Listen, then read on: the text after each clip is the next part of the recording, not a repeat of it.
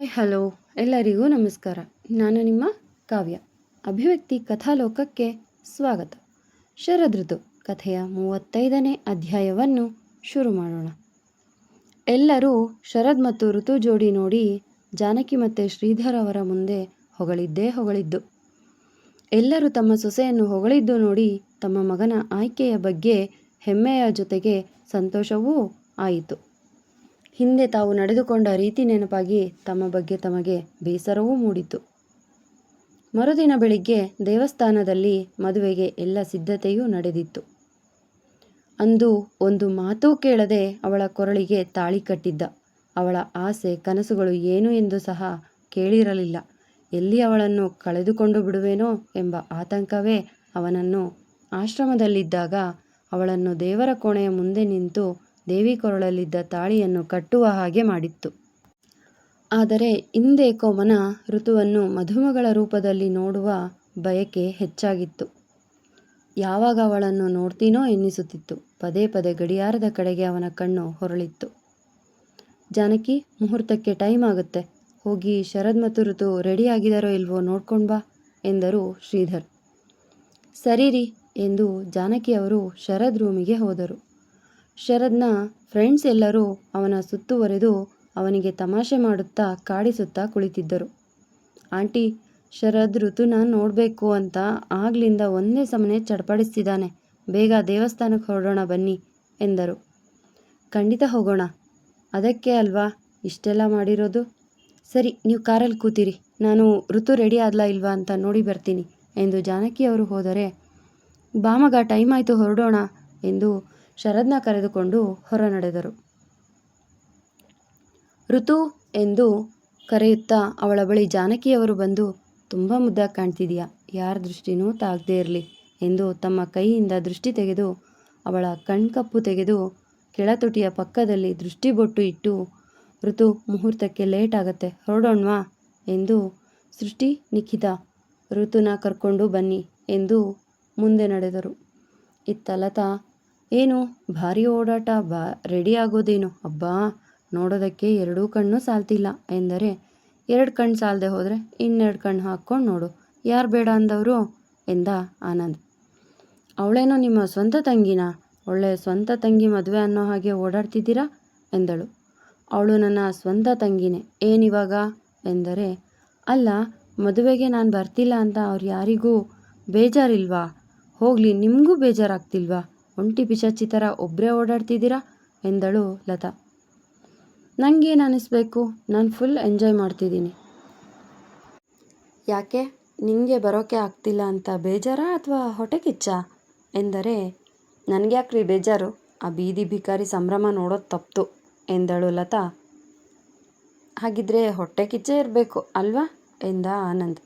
ರೀ, ಆ ನಾಯಿನ ನೋಡಿ ನಾನು ಯಾಕೆ ಹೊಟ್ಟೆ ಕಿಚ್ಚಪಡಲಿ, ಅವಳು ನನಗೆ ಯಾವುದ್ರಲ್ಲೂ ಸಮ ಇಲ್ಲ ಎಂದರೆ, ಹೌದಾ, ಹಾಗಿದ್ರೆ ನೀನು ಇಲ್ಲೇ ಇದ್ದು ರೆಸ್ಟ್ ಮಾಡು, ನಾನು ಹೋಗಿ ಮದುವೆ ಮುಗಿಸ್ಕೊಂಡು ಬರ್ತೀನಿ ಎಂದು ಹೋದ ಆನಂದ್. 1 ಗಂಟೆ ಪ್ರಯಾಣದ ಬಳಿಕ ದೇವಸ್ಥಾನ ತಲುಪಿದರು. ಅಲ್ಲಿ ಆಗಲೇ ಮದುವೆಗೆ ಎಲ್ಲ ತಯಾರಿಯನ್ನು ಮಾಡಿಕೊಂಡಿದ್ದರು. ಶಾಸ್ತ್ರಿಗಳೇ, ಎಲ್ಲ ಸಿದ್ಧತೆ ಆಗಿದೆ ಅಲ್ವಾ ಎಂದರೆ, ಎಲ್ಲ ಸಿದ್ಧತೆಯೂ ಆಗಿದೆ, ಗಂಡು ಕರ್ಕೊಂಡು ಬಂದರೆ ಮುಂದಿನ ಶಾಸ್ತ್ರ ಶುರು ಮಾಡಬಹುದು ಎಂದರು. ಸುಧಾಕರ್ ತಂದೆ ತಾಯಿಯೇ ಋತುನ ಧಾರೆ ಎರೆದುಕೊಡಲು ತಯಾರಾಗಿದ್ದರು. ಶರದ್ ಕಾಶಿ ಯಾತ್ರೆಗೆ ಹೊರಡಲು ರಮೇಶ್ ಅವರು ಬಂದು ಶರದ್ನ ಕಾಲು ತೊಳೆದು ಪೂಜೆ ಮಾಡಿ ಕನ್ಯಾಸೆರೆ ಬಿಡಿಸೆಂದು ಕೇಳಿಕೊಂಡರು. ಈ ಕಡೆ ಋತು ಕೈಯಿಂದ ಗೌರಿ ಪೂಜೆ ಮಾಡಿಸಿ ಮುತ್ತೈದೆಯರಿಗೆ ಅರಿಶಿಣ ಕುಂಕುಮ ಕೊಟ್ಟು ಬಾಗಿನ ಕೊಡಿಸಿದರು. ನಂತರ ಮುತ್ತೈದೆಯರ ಆಶೀರ್ವಾದ ತೆಗೆದುಕೊಳ್ಳಲು ಹೇಳಿ ಅದರಂತೆ ಋತುನೂ ಮಾಡಿದಳು.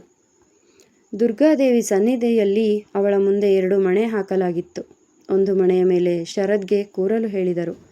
ಶಾಸ್ತ್ರಿಗಳು ಒಂದೊಂದೇ ಶಾಸ್ತ್ರಗಳನ್ನು ಮಾಡಲು ಹೇಳಿದಂತೆ ಶರದ್ ಮಾಡಿ ಮುಗಿಸಿದ.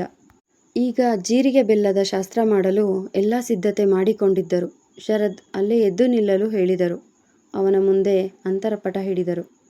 ಗೌರಿ ಪೂಜೆ ಮುಗಿಸಿ ಬರುತ್ತಿದ್ದಂತೆ ಜಾನಕಿಯವರು ಅವಳ ಗೆಳತಿಯರಿಗೆ, ಮುಹೂರ್ತಕ್ಕೆ ಸಮಯ ಆಯಿತು, ಋತುನ ಕರ್ಕೊಂಡು ಬನ್ನಿ ಎಂದು ಹೇಳಿ ಹೋದರು. ಋತು ತುಂಬಾ ಮುದ್ದಾಗಿ ಕಾಣುತ್ತಿದ್ದಳು. ಎಷ್ಟೋ ದಿನದ ಅವಳ ಆಸೆ ಇಂದು ಈಡೇರಲಿತ್ತು. ಹಿರಿಯರ ಆಶೀರ್ವಾದ ತೆಗೆದುಕೊಂಡು ದೇವಿಯ ಸನ್ನಿಧಾನದಲ್ಲಿ ಮದುವೆ ಆಗುತ್ತಿರುವುದು ಅವಳಿಗೆ ಎಲ್ಲಿಲ್ಲದ ಖುಷಿ ಕೊಟ್ಟಿತ್ತು. ಶರದ್ ಕಣ್ಗಳು ಋತುನ ನೋಡಲು ಕಾತರಿಸುತ್ತಿದ್ದವು. ಈಗಾಗಲೇ ಮದುವೆಯಾಗಿ ಸಂಸಾರ ಶುರುವಾದರೂ ಇಂದೇಕೋ ಇದೇ ಮೊದಲ ಬಾರಿ ಮದುವೆ ಆಗುತ್ತಿರುವೆ ಎಂಬ ಭಾವನೆ ಅವನಲ್ಲಿ ಮೂಡಿತು. ಋತು ಒಂದೊಂದೇ ಹೆಜ್ಜೆ ಇಡುತ್ತಾ ಬರುತ್ತಿದ್ದರೆ ಇಲ್ಲಿ ಶರದ್ನ ಎದೆ ಬಡಿತ ಜೋರಾಗುತ್ತಿತ್ತು. ಋತುಗೂ ಕೂಡ ಮೊದಲ ಬಾರಿ ಮದುವೆ ಆಗುತ್ತಿರುವ ಭಾವನೆ. ಇಂದೇಕೋ ಅವಳಲ್ಲಿ ನಾಚಿಕೆ ತುಂಬಿ ತುಳುಕುತ್ತಿತ್ತು. ಶರದ್ನ ಸನಿಹ ಹೆಜ್ಜೆ ಹಾಕುತ್ತಿದ್ದರೆ ಇವಳ ಎದೆ ಬಡಿತವೂ ಕೂಡ ಜೋರಾಗುತ್ತಿತ್ತು. ಅವಳಿಗೂ ಶರದ್ನ ಮದುಮಗನ ರೂಪದಲ್ಲಿ ನೋಡುವ ತವಕ. ಇಬ್ಬರನ್ನು ಎದುರು ಬದುರು ನಿಲ್ಲಿಸಿದರು. ಒಂದು ಕ್ಷಣ ಇಬ್ಬರು ಒಬ್ಬರಿಗೊಬ್ಬರು ನೋಡಿದರು. ಕಣ್ಣುಗಳು ಸಂಧಿಸಿದವು. ಶರದ್ನ ಕದಲದ ನೋಟಕ್ಕೆ ಋತುಗೆ ನಾಚಿಕೆ ಆವರಿಸಿ ರೆಪ್ಪೆ ಬಾಗಿಸಿದಳು. ಮೊದಲು ಋತುಗೆ ಜೀರಿಗೆ ಬೆಲ್ಲ ಹಾಕಲು ಹೇಳಿದರು. ನಂತರ ಶರದ್ಗೆ ಜೀರಿಗೆ ಬೆಲ್ಲ ಹಾಕಲು ಹೇಳಿದರು. ಶಾಸ್ತ್ರಿಗಳು ಹೇಳಿದಂತೆ ಇಬ್ಬರೂ ಮಾಡಿದರು. ಇಬ್ಬರನ್ನು ಮಣೆಯ ಮೇಲೆ ಕೂರಿಸಿ ಇಬ್ಬರ ಕೈಯಿಂದ ಒಂದೊಂದೇ ಶಾಸ್ತ್ರಗಳನ್ನು ಹೇಳಿ ಮಾಡಿಸಿದರು. ಜಾನಕಿಯವರ ಕೈಗೆ ತಾಳಿ ಇದ್ದ ತಟ್ಟೆಯನ್ನು ಕೊಟ್ಟು ಎಲ್ಲರ ಆಶೀರ್ವಾದ ತೆಗೆದುಕೊಂಡು ಬರುವಂತೆ ಹೇಳಿದರು. ಅದರಂತೆ ಜಾನಕಿಯವರು ಆಶೀರ್ವಾದ ಮಾಡಿಸಿ ತಂದು ಶಾಸ್ತ್ರಿಗಳ ಕೈಗೆ ಕೊಟ್ಟರು. ಶಾಸ್ತ್ರಿಗಳು ಮಾಂಗಲ್ಯ ಧಾರಣೆ ಮಂತ್ರ ಹೇಳುತ್ತಾ ಶರದ್ ಕೈಗೆ ತಾಳಿಯನ್ನು ಕೊಟ್ಟರು. ಶರದ್ ತಾಳಿಯನ್ನು ಕೈಯಲ್ಲಿ ಹಿಡಿದು, ಸಾರಿ ಕಣೋ, ಅವತ್ತು ನಿನ್ನ ಆಸೆ ಕನಸುಗಳು ಏನು ಅಂತ ಕೇಳಲಿಲ್ಲ. ನಿಂಗೆ ಈ ಮದುವೆ ಇಷ್ಟ ಇದೆಯೋ ಇಲ್ವೋ ಅಂತ ಕೂಡ ಕೇಳದೆ ತಾಳಿ ಕಟ್ಬಿಟ್ಟೆ. ಈಗ ಕೇಳ್ತಿದ್ದೀನಿ, ನಿನ್ನ ಕೊರಳಿಗೆ ತಾಳಿ ಕಟ್ಟೋದಕ್ಕೆ ಪರ್ಮಿಷನ್ ಕೊಡ್ತೀಯಾ ಎಂದಾಗ ಖುಷಿಯಿಂದಲೇ ಹ್ಞೂ ಎಂದು ತಲೆ ಆಡಿಸಿದಳು. ಶರದ್ ತುಂಬ ಪ್ರೀತಿಯಿಂದ ಅವಳ ಹಣೆಗೆ ಮುತ್ತನ್ನಿಟ್ಟು ಮತ್ತೊಮ್ಮೆ 3 ಗಂಟು ಹಾಕಿದ. ಋತುಗೆ ಸಂತೋಷಕ್ಕೆ ಕಣ್ಣುಗಳು ತುಂಬಿದ್ದವು. ಶರದ್ ತಾಳಿ ಕಟ್ಟುತ್ತಿದ್ದಂತೆ ಅವಳ ಕಣ್ಣೀರು ಕೆನ್ನೆ ಸೋಕಿದವು. ಎಲ್ಲರ ಆಶೀರ್ವಾದವೆನ್ನುವಂತೆ ಅಕ್ಷತೆ ಕಾಳುಗಳ ಸುರಿಮಳೆಯಾಗಿತ್ತು. ಶರದ್ ಕೈಯಿಂದ ಋತುಗೆ ಅರಿಶಿಣ ಕುಂಕುಮ ಹಚ್ಚಿಸಿ ತಾಳಿ ಪೂಜೆ ಮಾಡಿಸಿದರು. ನಂತರ ಕಾಲುಂಗರ ಹಾಕಲು ಹೇಳಿದರು. ಶರದ್ ಋತುಗೆ ಕಾಲುಂಗರ ಹಾಕಿದ ನಂತರ ಇಬ್ಬರು ಹಿರಿಯರ ಆಶೀರ್ವಾದ ತೆಗೆದುಕೊಂಡು ಅಲ್ಲೇ ಸಪ್ತಪದಿಗೆ ಸಿದ್ಧತೆ ಮಾಡಿದ್ದ ಕಡೆ ಬಂದರು. ಶಾಸ್ತ್ರಿಗಳು ಒಂದೊಂದೇ ಸಪ್ತಪದಿಯ ಮಂತ್ರ ಅರ್ಥ ಸಮೇತ ಹೇಳುತ್ತಿದ್ದರೆ ಶರದ್ ಋತುವಿನ ಕಾಲಿನ ಹೆಬ್ಬೆರಳನ್ನು ಹಿಡಿದು ಒಂದೊಂದೇ ಸಪ್ತಪದಿಯನ್ನು ತುಡಿಸುತ್ತಿದ್ದ. ಸಪ್ತಪದಿ ಶಾಸ್ತ್ರ ಮುಗಿದ ಮೇಲೆ ಅರುಂಧತಿ ನಕ್ಷತ್ರ ತೋರಿಸಿದ. ಅಲ್ಲೇ ಊಟದ ವ್ಯವಸ್ಥೆ ಮಾಡಲಾಗಿತ್ತು. ಬಂದವರು ವಧೂವರರಿಗೆ ಹರಸಿ ಊಟ ಮಾಡಲು ಹೋದರು. ಬಂದವರೆಲ್ಲ ಊಟ ಮಾಡಿ ತಾಂಬೂಲ ತೆಗೆದುಕೊಂಡು ಹೊರಟರು. ಮನೆಯವರು ಮತ್ತು ಶರದ್ ಋತು ಫ್ರೆಂಡ್ಸ್ ಮತ್ತು ರಮೇಶ್ ವಿದ್ಯಾ ಅಂದರೆ ಸುಧಾಕರ್ ಅಪ್ಪ ಅಮ್ಮ ಇವರಷ್ಟೇ ಉಳಿದಿದ್ದರು. ಅವರೆಲ್ಲರೂ ನಗುತ್ತಾ ಮಾತುಕತೆಯಲ್ಲಿ ಊಟ ಮಾಡಿ ಮುಗಿಸಿದರು. ಇದೆಲ್ಲವೂ ಮುಗಿಯುವಷ್ಟರಲ್ಲಿ ಸಂಜೆಯೇ ಆಗಿತ್ತು. ಮದುವೆಗೆ ಬಂದ ಜಾನಕಿ ಮತ್ತು ಶ್ರೀಧರ್ ಮತ್ತು ಆನಂದ್ ಕಡೆಯ ಕೆಲವು ಸಂಬಂಧಿಕರು ದೇವಸ್ಥಾನದಿಂದ ತಮ್ಮ ತಮ್ಮ ಮನೆ ಊರುಗಳಿಗೆ ಹೊರಟರು. ಮಿಕ್ಕವರ ಜೊತೆ 2 ಕಾರಲ್ಲಿ ಜಾನಕಿ, ಶ್ರೀಧರ್, ಆನಂದ್, ರಮೇಶ್ ವಿದ್ಯಾ ಒಂದು ಕಾರಲ್ಲಿ ಮನೆ ಕಡೆ ಹೊರಟರು. ಇನ್ನೊಂದು ಕಾರಲ್ಲಿ ಶರದ್ ಋತು ಡ್ರೈವರ್ ಜೊತೆ ಹೊರಟರು. ಮನೆ ಕೆಲಸದವರಿಗೆ ಆಗಲೇ ಮನೆ ತುಂಬಿಸಿಕೊಳ್ಳೋ ಶಾಸ್ತ್ರಕ್ಕೆ ಬೇಕಾದ ಎಲ್ಲ ತಯಾರಿ ಮಾಡಲು ಫೋನ್ ಮಾಡಿ ಮುಂಚೆಯೇ ಹೇಳಿದ್ದರಿಂದ ಇವರು ಬರುವಷ್ಟರಲ್ಲಿ ಎಲ್ಲ ತಯಾರಿ ಮಾಡಿದ್ದರು. ಮೊದಲು ಜಾನಕಿಯವರು ಕಾರ್ನಿಂದ ಇಳಿದು ಒಳಗಡೆ ಹೋಗಿ ಆರತಿ ತಟ್ಟೆ ಹಿಡಿದು ನಿಂತರು. ನಂತರ ಶರದ್ ಋತು ಕಾರ್ ಬಂದು ನಿಂತಿತ್ತು. ಇಬ್ಬರು ಇಳಿಯುತ್ತಿದ್ದ ಹಾಗೆ ಬಾಗಿಲಲ್ಲೇ ನಿಲ್ಲಿಸಿ ಇಬ್ಬರಿಗೂ ಆರತಿ ಮಾಡಿ ಋತುಗೆ ಸೇರು ಒದ್ದು ಒಳಗೆ ಬರಲು ಹೇಳಿದರು. ಅದರಂತೆ ಬಲಗಾಲಿನಿಂದ ಸೇರು ಒದ್ದು ಒಳಗೆ ಬಂದಳು. ದೇವರಿಗೆ ತುಪ್ಪದ ದೀಪ ಹಚ್ಚಲು ಹೇಳಿದಾಗ ಋತು ದೇವರ ಕೋಣೆಗೆ ನಡೆದು ದೇವರಿಗೆ ತುಪ್ಪದ ದೀಪ ಹಚ್ಚಿ ಕೈ ಮುಗಿದು ಬಂದಳು. ಜಾನಕಿಯವರು ನೀವಿಬ್ಬರೂ ಹೋಗಿ ಸ್ವಲ್ಪ ಹೊತ್ತು ರೆಸ್ಟ್ ಮಾಡಿ ಎಂದು ಕಳುಹಿಸಿದರು. ಋತು ಕನ್ನಡಿ ಮುಂದೆ ನಿಂತು ಕೂತು ಒಂದೊಂದೇ ಒಡವೆಗಳನ್ನು ಬಿಚ್ಚುತ್ತಿರಲು ಶರದ್ ಅವಳ ಹಿಂದೆ ಬಂದು ಒಂದೊಂದೇ ಒಡವೆಗಳನ್ನು ತೆಗೆಯಲು ಸಹಾಯ ಮಾಡಿದ. ನಂತರ ಅವಳ ಮೊಗ್ಗಿನ ಜಡೆಗೆ ಹಾಕಿದ್ದ ಒಂದೊಂದೇ ಹೇರ್ ಪಿನ್ ತೆಗೆದು ಮೊಗ್ಗಿನ ಜಡೆಯನ್ನು ಬಿಡಿಸಿ ಕಟ್ಟಿದ ಅವಳ ಕೂದಲನ್ನು ಬಿಚ್ಚಿದ. ಋತುಗೆ ಈಗ ಹಾಯ್ ಅನ್ನಿಸುತ್ತಿತ್ತು. ಈಗ ಆರಾಮ ಅನ್ನಿಸ್ತಿದೆ, ಮೈಮೇಲೆಲ್ಲ ಭಾರ ಹೊತ್ಕೊಂಡಿದ್ನೇನೋ ಅನ್ನಿಸ್ತಿತ್ತು ಎಂದಳು. ಶರದ್ ಬೆಡ್ ಮೇಲೆ ಮಲಗಿ ಮೊಬೈಲ್ ನೋಡುತ್ತಿದ್ದ. ಋತು ಬರ್ತಿದ್ದ ಹಾಗೆ ಮೊಬೈಲ್ ಎತ್ತಿಟ್ಟು ಕೈ ಸನ್ನೆ ಮಾಡಿ ಬಾ ಎಂದು ಕರೆದು ತನ್ನ ತೋಳು ಚಾಚಿದ. ತಕ್ಷಣ ಋತು ಹೋಗಿ ಅವನ ತೋಳ ಮೇಲೆ ತಲೆ ಇಟ್ಟು ಮಲಗಿದಳು. ಅವಳನ್ನು ಬಾಚಿ ತನ್ನೆದೆಯ ಮೇಲೆ ಎಳೆದುಕೊಂಡು ಮಲಗಿಸಿ ಅವಳ ತಲೆ ಸವರುತ್ತಾ, ಚಿನಿ ಹ್ಯಾಪಿ ಎಂದ. Full happy. ಎಲ್ಲರೂ ಮನಸ್ಫೂರ್ತಿಯಾಗಿ ನಮ್ಮನ್ನು ಒಪ್ಪಿ ಮದುವೆ ಮಾಡಿಸಿ ಆಶೀರ್ವಾದ ಮಾಡಿದ್ರಲ್ವಾ, ನನಗಿಷ್ಟೇ ಸಾಕು.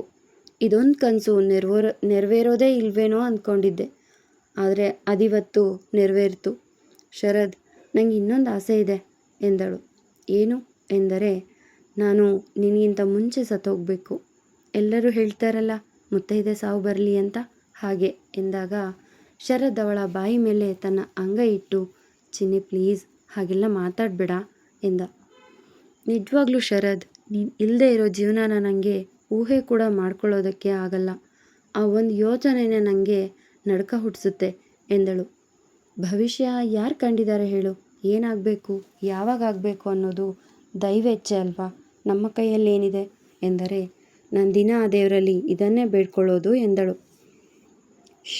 ಅದ್ರ ಬಗ್ಗೆ ಈಗ ಮಾತಾಡಬೇಡ, ಸುಮ್ಮನೆ ಆರಾಮಾಗಿ ಮಲ್ಕೋ ಎಂದು ಅವಳ ತಲೆ ತಟ್ಟಲು ಸ್ವಲ್ಪ ಹೊತ್ತಿಗೆ ನಿದ್ರೆಗೆ ಜಾರಿದಳು. ಬೆಳಿಗ್ಗೆ 8 ಗಂಟೆ ಆದರೂ ಋತುಗೆ ಎಚ್ಚರವೇ ಇಲ್ಲ. ರಾತ್ರಿ ಯಾಕೋ ಸುಸ್ತು ಎಂದು ಹೇಳುತ್ತಿದ್ದಳು. ಎಷ್ಟೋ ಹೊತ್ತಿನ ತನಕ ಮಾತನಾಡುತ್ತಿದ್ದರು. ಅದಕ್ಕಾಗಿ ಶರದ್ ಋತುನ ಎಬ್ಬಿಸಲು ಹೋಗಲಿಲ್ಲ. ಶರತ್ ತನ್ನ ಪಾಡಿಗೆ ತಾನು ಎದ್ದು ಸ್ನಾನ ಮಾಡಿ ಆಫೀಸಿಗೆ ರೆಡಿ ಆಗುತ್ತಿದ್ದ. ಬಾಗಿಲು ಬಡೆದ ಸದ್ದಿಗೆ ಡೋರ್ ತೆರೆದ. ಮಾಮ್, ನಾನೇ ಬರ್ತಿದ್ನಲ್ಲ. ಎದುರಿಗೆ ಜಾನಕಿಯವರು ನಿಂತಿದ್ದು ನೋಡಿ, ಪರವಾಗಿಲ್ಲ, ಋತು ಇನ್ನೂ ಎದ್ದಿಲ್ವಾ ಎಂದರು. ಇಲ್ಲ ಮಾಮ್, ರಾತ್ರಿ ಯಾಕೋ ತುಂಬ ಸುಸ್ತು ಅಂತಿದ್ಲು, ಅದಕ್ಕೆ ಎಬ್ಸೋಕೆ ಹೋಗಲಿಲ್ಲ. ಇನ್ನೊಂದು ಸ್ವಲ್ಪ ಹೊತ್ತು ಮಲಗಲಿ ಅಂತ ಬಿಟ್ಟೆ ಎಂದ ಶರದ್. ಏನಾದರೂ ಹೇಳಬೇಕಿತ್ತ ಮಾಮ್ ಎಂದರೆ, ಏನಿಲ್ಲ ಕಣೋ, ಬೇಗ ಎದ್ದು ಬರೋಳು ಯಾಕೋ 8 ಗಂಟೆ ಆದರೂ ಬರದೇ ಇರೋದಕ್ಕೆ ನಾನೇ ನೋಡ್ಕೊಂಡು ಹೋಗೋಣ ಅಂತ ಬಂದೆ. ತಿಂಡಿ ರೆಡಿ ಇದೆ, ನೀನು ಬಾ ಎಂದರು. ಜಾನಕಿಯವರು ಹೋಗುತ್ತಿದ್ದ ಹಾಗೆ ಬಾಗಿಲು ಹಾಕಿ ಬಂದು ಋತು ಪಕ್ಕ ಕೂತು ಅವಳ ತಲೆ ನೇವರಿಸಿ, ಚಿನಿ ಚಿನಿ ಎದ್ದೇಳು. ಋತು ನಿಧಾನವಾಗಿ ಕಣ್ಬಿಟ್ಟು, ಗುಡ್ ಮಾರ್ನಿಂಗ್ ಶರದ್ ಎಂದಳು. ವೆರಿ ಗುಡ್ ಮಾರ್ನಿಂಗ್, ತಗೋ ಕಾಫಿ ಕುಡಿ ಎಂದ. ಯಾಕೋ ಗೊತ್ತಿಲ್ಲ ಶರದ್, 2-3 ದಿನದಿಂದ ತುಂಬ ಸುಸ್ತಾಗ್ತಿದೆ. ಈ ಮದುವೆ ಸಂಭ್ರಮದಲ್ಲಿ ಜಾಸ್ತಿ ತಲೆ ಕೆಡಿಸ್ಕೊಳ್ಳಿಲ್ಲ ಎಂದರೆ, ಹೌದಾ, ನಂಗೆ ಯಾಕೆ ವಿಷಯ ಹೇಳಲಿಲ್ಲ ಎಂದ. ಶರದ್, ಈ ಮದುವೆ ಗಡಿಬಿಡಿಯಲ್ಲಿ ಊಟ ತಿಂಡಿ ನಿದ್ದೆ ಸರಿಯಾಗಿ ಆಗಿಲ್ಲ ಅಲ್ವಾ, ಅದಕ್ಕೆ ಹೀಗಾಗಿದೆ ಅಷ್ಟೇ, ಅದೇನು ದೊಡ್ಡ ವಿಷಯ ಅಲ್ಲ. ಇವತ್ತೊಂದಿನ ಚೆನ್ನಾಗಿ ರೆಸ್ಟ್ ಮಾಡಿದರೆ ಎಲ್ಲ ಸರಿ ಹೋಗುತ್ತೆ. ಯು ಡೋಂಟ್ ವರಿ ಎಂದಳು. ನೋಡು ಚಿನಿ, ಸಣ್ಣದೋ ದೊಡ್ಡದೋ ಹಾಗೆಲ್ಲ ನೆಗ್ಲೆಕ್ಟ್ ಮಾಡೋ ಹಾಗಿಲ್ಲ. ನಡಿ, ಬೇಗ ಎದ್ದು ಸ್ನಾನ ಮಾಡಿ ರೆಡಿ ಆಗು, ನಾವು ಆಸ್ಪತ್ರೆಗೆ ಹೋಗಿ ಬರೋಣ ಎಂದ ಶರದ್. ಕಮಾನ್ ಶರದ್, ಇಷ್ಟು ಚಿಕ್ಕ ವಿಷಯಕ್ಕೆ ಯಾರಾದರೂ ಆಸ್ಪತ್ರೆಗೆ ಹೋಗ್ತಾರಾ? ನಿಂಗೆ ಆಫೀಸಿಗೆ ಹೋಗೋಕ್ಕೆ ಟೈಮ್ ಆಗುತ್ತೆ, ನೀನು ಹೊರಡು ಎಂದು ಋತು ಬಲವಂತ ಮಾಡಿದಾಗ, ನೋಡು, ಹಾಗೇನಾದರೂ ಜಾಸ್ತಿ ಸುಸ್ತು ಅನಿಸಿದರೆ ನನಗೊಂದು ಕಾಲ್ ಮಾಡು, ನಾನು ತಕ್ಷಣ ಬರ್ತೀನಿ. ಆಸ್ಪತ್ರೆಗೆ ಹೋಗಿ ಬರೋಣ, ನಾನು ತಿಂಡಿ ತಿಂದು ಹೊರಡ್ತೀನಿ, ಹುಷಾರು, ರೆಸ್ಟ್ ಮಾಡು ಎಂದು ಶರದ್ ಹೊರ ನಡೆದ. ಶರದ್ ತಿಂಡಿ ತಿಂದು ಆಫೀಸಿಗೆ ಹೋದ ಮೇಲೆ ಋತು ತಿಂಡಿಗೆ ಬಂದಳು. 4 ತುತ್ತು ತಿಂದಿದ್ದಳಷ್ಟೇ. ವಾಕರಿಕೆ ಬಂದಂತಾಯಿತು. ಗಮನಿಸಿದ ಜಾನಕಿಯವರು, ಯಾಕೆ ಋತು, ಹುಷಾರಿಲ್ವಾ ಎಂದರು. ಋತು ತನಗಾಗುತ್ತಿರುವ ಸಮಸ್ಯೆಯನ್ನು ಹೇಳಿದಾಗ ಅವಳ ಬಳಿ ಕೆಲವು ಪ್ರಶ್ನೆಗಳನ್ನು ಕೇಳಿ ಕೆಲಸದ ಹುಡುಗಿಯನ್ನು ಕರೆದು ಚೀಟಿ ಬರೆದು ಕೊಟ್ಟು ತರಲು ಕಳಿಸಿದರು. ನಂತರ, ಬಾ, ಆರೆಂಜ್ ಜ್ಯೂಸ್ ಆದರೂ ಕುಡಿಯುವಂತೆ ಎಂದು ರೂಮಿಗೆ ಕರೆದುಕೊಂಡು ಹೋದರು. ಕೆಲಸದ ಹುಡುಗಿ ಅವರು ಬರೆದು ಕೊಟ್ಟಿದ್ದನ್ನು ತರುತ್ತಲೇ ಋತು ಕೈಗಿಟ್ಟು, ತಗೋ ಇದನ್ನು ಒಂದ್ಸಲ ಟೆಸ್ಟ್ ಮಾಡ್ಕೊಂಡು ನೋಡು ಎಂದರು. ಜಾನಕಿಯವರ ಮಾತೃ ಕಾಳಜಿಗೆ ಋತು ಮನಸ್ಸು ತುಂಬಿ ಬಂದಿತ್ತು. ಕಣ್ತುಂಬಿಕೊಂಡ ಹುಡುಗಿಯನ್ನು ನೋಡಿ, ಅಳಬಾರ್ದು, ಎಲ್ಲ ಒಳ್ಳೆಯದಾಗುತ್ತೆ, ಸಿಹಿ ಸುದ್ದಿ ಆಗಿರಲಿ ಎಂದು ಅವಳನ್ನು ಕಳಿಸಿ, ತಾವು ದೇವರ ಮನೆಗೆ ಹೋಗಿ ತಮ್ಮ ಊಹೆ ನಿಜವಾಗಿದ್ದರೆ ಕುಟುಂಬ ಸಮೇತ ನಿನ್ನ ದರ್ಶನಕ್ಕೆ ಬರುತ್ತೇವೆ ಎಂದು ಹರಕೆ ಕಟ್ಟಿಕೊಂಡರು. ಲತಾ ರೂಮಲ್ಲಿ ಇದ್ದುಕೊಂಡು ಅತ್ತೆ ಸೊಸೆಯ ಮಾತುಗಳಿಗೆ ಕಿವಿಯಾಗಿದ್ದಳು. ಛೆ, ನಾನು ಏನೇ ಮಾಡಿದರೂ ಎಲ್ಲ ಒಳ್ಳೆಯದೇ ಆಗ್ತಿದೆ. ಇಲ್ಲ, ಈ ಸಾರಿ ಏನಾದರೂ ದೊಡ್ಡದಾಗಿ ಮಾಡಲೇಬೇಕು. ಅಮ್ಮ ಅಂದ್ಕೊಂಡು ಹಾಗೆ ಏನಾದರೂ ನಿಜ ಆಗಿಬಿಟ್ರೆ ಇವಳನ್ನು ಹಿಡಿದು ನಿಲ್ಲಿಸೋಕ್ಕೆ ಯಾರೂ ಇರೋದಿಲ್ಲ.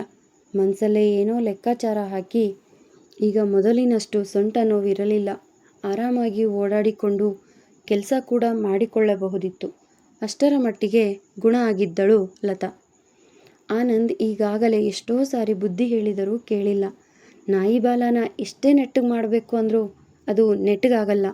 ಅದೇ ರೀತಿ ಈ ಲತಾ ಕೂಡ ತನ್ನ ಬೆನ್ನಿಗೆ ಬಿದ್ದ ತಮ್ಮನ ಹೆಂಡತಿಯ ಮೇಲೆ ತೀರದ ಸಿಟ್ಟು, ದ್ವೇಷ.